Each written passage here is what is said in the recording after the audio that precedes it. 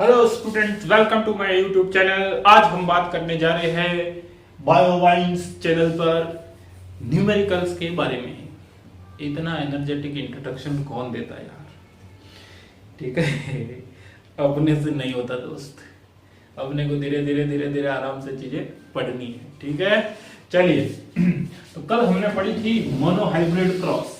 क्या पढ़ा था? Monohybrid cross experiment. अब मोनोहाइब्रिड क्रॉस एक्सपेरिमेंट आपने पढ़ लिया, उससे संबंधित बहुत सारी बातें भी आ गई। प्रभाविता का नियम पढ़ लिया, पृथक्करण का नियम पढ़ लिया। लेकिन अपने को कंपटीशन की तैयारी करनी हो या फिर बोर्ड के अंदर सवाल आ जाए कि भाई ऐसा एक क्रॉस किया है तो इसमें कैसे कितने प्लांट कैसे होंगे, तो उसको सॉल्व करने का तरीका आज अपन सीख रहे, ठीक है। एक बार सीख लेना, मैं गारंटी देता हूं आगे की पूरी जेनेटिक्स आसान हो जाएगी, ठीक है। क्योंकि सेट करना अगर आ गया तुमको तो बाकी की सारी चीजें अपने आप आएगी। सवाल दिया हुआ है कि एक शुद्ध गोल बीज वाले पादप का संकरण किसके साथ कर रहा है? एक शुद्ध झुर्रीदार बीज वाले पादप से करवाने पर F1 व F2 में, प्रथम व द्वितीय पीढ़ी में गोल बीज वाले पादप का प्रतिशत बताना है। बता सकते हो आराम से, एक बार देख लो, उसके बाद तुम धुआंधार सवाल करोगे, ठीक है। देखो इधर अपने को बोल रहा है कि शुद्ध गोल बीज वाले पादप लिया है, ठीक है। तो एक अपन गोल पादप ले रहे हैं, एक अपन झुर्रीदार पादप। जब तक सवाल में नहीं दिया हुआ है कि कौन प्रभावी है कौन अप्रभावी है, तब तक अपन को उसी को प्रभावी मानना है जो टेबल में लिखा हुआ है। 7 विपर्यासी लक्षणों की जो टेबल बनाई थी उसके अंदर जो है वही प्रभावी है। तो वहां पे अपन ने बीज के आकार के अंदर देखा था प्रभावी कौन है? गोल। तो कैसे लिखेंगे? Capital R are. गोल को बोलते हैं राउंड, तो राउंड आर आर। अब झुर्रीदार को कुछ भी बोलते हो, हमको इसको अप्रभावी दिखाने के लिए स्मॉल आर ही लेना है। जैसे अगर मैं बोलूं कि पादप की लंबाई को बोला था टॉल, तो टॉल का लिया था टी, तो शॉर्ट या बोने का बी नहीं लिया था हमने, उसको स्मॉल डी टी लिखा था। ये तो बात समझ में आई। तो पहले तो प्रभावी कौन है अप्रभावी कौन है वो पता करना, फिर इस तरीके से जीनोटाइप लिखना आना। बोलो क्लियर? हाँ जी क्लियर। अब यहां से युग्मक आ गया आर, यहां से युग्मक आ गया स्मॉल आर, ठीक है। दोनों के संयोग से क्या पीढ़ी आ जाएगी? फर्स्ट पीढ़ी F1 आ जाएगी। बताइए F1 के अंदर सभी कैसे पादप मिले? सभी गोल। क्यों? क्योंकि R प्रभावी है। कल ही बोला था कि एक कारक अभिव्यक्त होता है, जो प्रभावी होता है वो अभिव्यक्त होता है, अप्रभावी अभिव्यक्त नहीं होता है जब जोड़े के असमान कारकों के बीच। अब अपन को देखना है कि F1 आ गई, F1 के बाद में क्या लाया मेंडल साहब? F2, ठीक है। F2 लाने के लिए हमको भी मालूम है कि F2 लाने के लिए क्या करना पड़ेगा? स्वपरागण, ठीक है।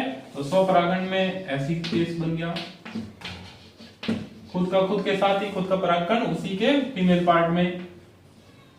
तो अब देखो हमको बनाने हैं युग्मक, और युग्मक बनाने के लिए हम बनाते हैं इस तरीके का एक वर्ग, जिसको क्या बोला जाता है? पुनेट वर्ग। इसके बारे में लिखा नहीं है, अपन आगे लिखेंगे, ठीक है।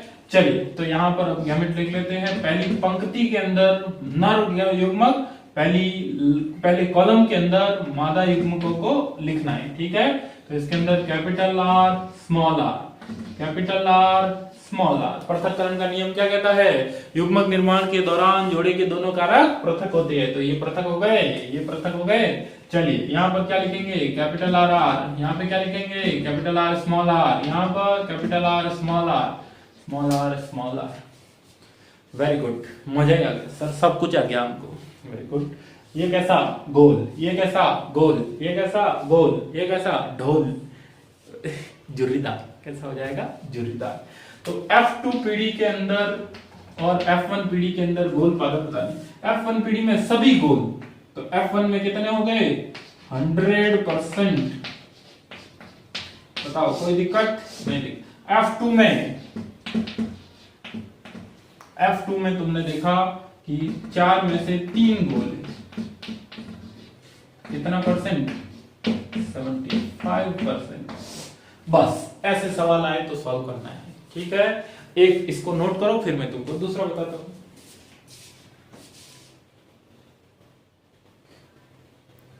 बिल्कुल साइड में दिख नहीं रहा है, मैंने अभी रिकॉर्डिंग चेक किया, एक सेकंड फर्क पड़ रहा है। हाँ थोड़ा सा फर्क पड़ तो रहा है, एक मिनट अपन थोड़ा सा इसको कर लेते हैं ऐसे। अब थोड़ा सा बेटर है ना? ठीक है, नोट करो जल्दी से, बातें नहीं करना है। चलिए भाइयों बहनों, आप वो सवाल सॉल्व कर चुके हैं, तो एक नया टाइप का सवाल दे रहा हूं, अब प्रैक्टिस करनी है अपने को, ठीक है? सिंपल सा एक सवाल दिया हुआ है, मैं बोल रहा हूं इन सवालों में सबसे इंपॉर्टेंट स्टेप यही है कि तुम पता लगा लो कि कौन प्रभावी है, और फिर प्रभावी है तो वो कैसा है, सम युग्मजीय विषम युग्मजीय, उसको लिखना सीख लो, ठीक है? चलिए, तो एक विषम युग्मजीय पीले बीज वाले पादप का संकरण हरे बीज वाले पादप से करवाने पर प्राप्त पौधों में पीले व हरे बीज का अनुपात बताइए। जब तक सवाल ने नहीं लिखा है कि द्वितीय पीढ़ी में, तब तक द्वितीय पीढ़ी में जाना ही, ठीक है? जब तक सवाल स्पेशली नहीं बोले कि प्रथम द्वितीय पीढ़ी में बताओ, तब तक केवल पहली पीढ़ी, इसीलिए मैंने ब्रैकेट में लिख लिया है, ये अंडरस्टूड बात है कि पहली पीढ़ी की बात हो रही। नहीं भी लिखा होता तब भी अपने को किस में लिखना है? प्रथम पीढ़ी में। फिर तुमको 4 ऑप्शन भी दे दिए। मान लो कि नीट का एग्जाम चल रहा है, ठीक है? नीट का एग्जाम चल रहा है, तो कैसे 4 ऑप्शन में से क्या सही? एक तो रटा हुआ नहीं चलना है, यार 3:1 कहीं पे देखा देखा लग रहा है, ठीक है? वो देखा देखा नहीं लगाना है कि, और तो क्या भी मानिए कि अच्छा पीला प्रभावी तो पीला ज्यादा होगा, तो ये होगा कि ये होगा, अंगा वंगा धीनी चंगा, ठीक है? ऐसा भी नहीं करना है, पहले क्रॉस सेट करना है। मैंने बोला सेट करना है क्रॉस, क्लियर? और सेट करने के लिए क्रॉस को क्या करना पड़ेगा? विषम युग्मजीय बीज वाला पादप कौन सा है? विषम युग्मजीय बीज वाला पादप, वो भी पीला, को क्रॉस करवाना है हरा बीज से, ठीक है?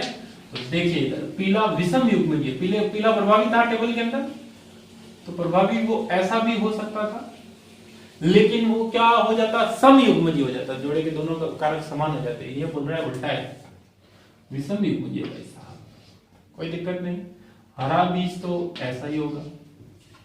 अब तो काम आसान हो गया, ठीक है? चलिए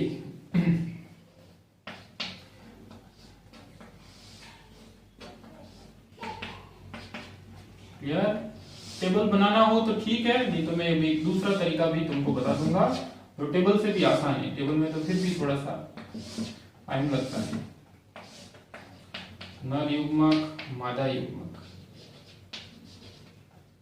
बताइए युग्मक, capital Y small Y, capital Y small Y, capital Y small Y, small Y small Y, ये तो लिखना आता है। इस कॉलम में जब लिखना है तो एक बार इसको और एक बार इसको लिखना है। इस कॉलम में लिखना है तो इसकी तो लाइन और ये वाला कॉलम, बात समझ में आई? तो अब बताओ ये कैसा होगा? पीला, ये कैसा? पीला, ये कैसा? हरा, ये कैसा? हरा। तो 4 में से 2 पीले और 2 हरे, पीला और हरा का अनुपात कितना आया? 2, तो फाइनल अनुपात क्या आ जाएगा? 1:1। सही है? लेकिन सर 2:2 को 1:20, 20:20 को 1:1 लिख सकते हैं साहेब, ठीक है? आंसर क्या हो जाएगा? जी। तो ये दूसरा टाइप का सवाल जो तुमको सॉल्व करना आना चाहिए, फटाफट इसको भी नोट करो। अगला सवाल, जनता सर्कस के अंदर करतब दिखाने को तैयार, ठीक है? अब देख इधर, माना कि आप पार्क घूमने गए, वाह क्या बात है, पुराने दिन याद आ गए, कोरोना ने सब छीन लिया तुमसे, ठीक है? माना कि आप पार्क घूमने गए तो वहां पर सफेद व बैंगनी फूल का अनुपात 75:25 था, ठीक? तो एक बैंगनी पादप का संकरण सफेद पादप से करवाने पर बैंगनी पादपों का प्रतिशत बताओ। तो तुम अब ये सोच रहे होंगे कि ये दूसरा सवाल तो यहीं से शुरू हुआ है, तो इस लाइन का क्या मतलब है? ये मैंने अपनी मर्जी से मजे लेने के लिए, पार्क के सपने दिखाने के लिए नहीं बताया है, ठीक है? ये सवाल की जरूरत है। मैंने बोला था कि पहली चीज हमको पता लगाना है कि कौन प्रभावी कौन अप्रभावी। जब तक सवाल में कोई एक्स्ट्रा जानकारी नहीं दी हुई है कि ये प्रभावी है या इससे प्रभावी का पता लगाना है, ऐसी कोई जानकारी नहीं है, तब तक अपने को किसको प्रभावी मानना है? बैंगनी पादप को। तो यहाँ पर भी हम बैंगनी पादप को प्रभावी मान ले, लेकिन इससे पहले हमको कुछ जानकारी दी हुई है। सफेद व बैंगनी फूल का अनुपात 75:25 है, तो ज्यादा कौन से फूल है? सफेद। कम कौन से है? प्रभावी, सॉरी बैंगनी। तो कल हमने बात किया था कि प्रभावी अधिक अनुपात में अभिव्यक्त होता है, जबकि अप्रभावी कम अनुपात में अभिव्यक्त होता है। बोला था कि नहीं बोला? बोला तो था। ठीक है, तो यहां पर प्रभावी कौन हो जाएगा? सफेद प्रभावी होगा, क्योंकि सवाल के अनुसार वो ज्यादा अभिव्यक्त हो रहा है। तो अब टेबल को ध्यान नहीं देना है। तीसरा टाइप का सवाल जो बन सकता था वो मैंने तुमको बता दिया है। ठीक है, सफेद पादप देखो, व्हाइट लिखा, बैंगनी के लिए अब क्या लिखेंगे? Small W. स्मॉल डब्ल्यू को थोड़ा इससे अलग दिखाने के लिए अपन ऐसा कर लेते हैं। ठीक है, चलो, इससे बनने वाले युग्मक और उससे बनने वाले युग्मक, इससे क्या बनेगा? Capital W. किसी के दिमाग में ये तो नहीं आ रहा है कि कभी आप 2 लिखते हो, कभी कभी आप 1 लिखते हो। इन दोनों से एक ही टाइप का बनेगा, भले ये आए ये आए ये आए ये आए, एक ही टाइप का बनेगा। जब 2 अलग अलग टाइप के होते हैं तब, इनफैक्ट तुम 2 बना के भी देख लोगे तो रिजल्ट सारा सेम। पौधा कैसा होगा? सफेद। F1 में सब के सब कैसे होंगे? सफेद। अब क्या करवाया जाएगा इनका? स्वपरागण। स्वपरागण करवाएंगे तो क्या हो जाएगा? Capital W small W small W. ठीक है, अब देखो इनको सॉल्व करने का मैं दूसरा तरीका भी बता देता हूँ। इस तरीके का जब सवाल आए, या चलो अभी तो एक बार चलने दो, टेबल ही चलने दो, बाद में बताऊंगा लास्ट में। दिक्कतें हो जाएगी बहुत ज्यादा सर, यही भारी पड़ रहा है। नया तरीका कहाँ बता रही हो?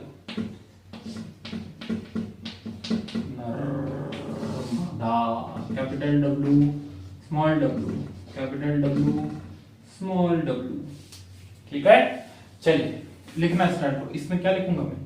ये लाइन, ये कॉलम में जो लिखा हुआ है capital W capital W, capital W small W, capital W small W, small W small W. ठीक है, चलिए, तो अपने को बोला बैंगनी पादपों का प्रतिशत बताओ F2 में। F2 में बैंगनी पादप कितने होंगे? क्या ये बैंगनी होगा? नहीं, सफेद। ये कैसा होगा? सफेद। ये कैसा होगा? सफेद। ये केवल क्या हो जाएगा? बैंगनी।